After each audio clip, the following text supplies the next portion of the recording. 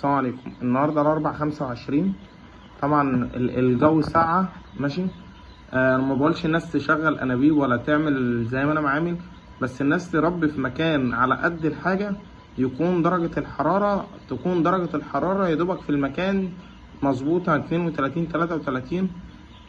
تقفل بقى المكان، تشغل لمبة، تشغل اتنين، المهم ان الحاجة ما تكونش متكومة على بعض، زي ما الحاجة متوزعة اهي على الاكل والمية، بسبب ان في هنا شعلة اهي شغالة بوتاجاز، وادي لمبة 200، وادي سخان وسخان تاني ولمبة وسخان ولمبة وسخان ولمبة 500 ولمبة 200 وسخان ولمبة، وادي البوتاجاز، في هنا سخان تاني وبوتاجاز ولمبة.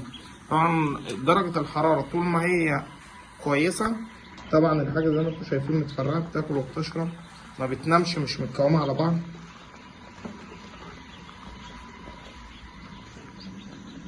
ان شاء الله ده بط لسه عمره تاني يوم.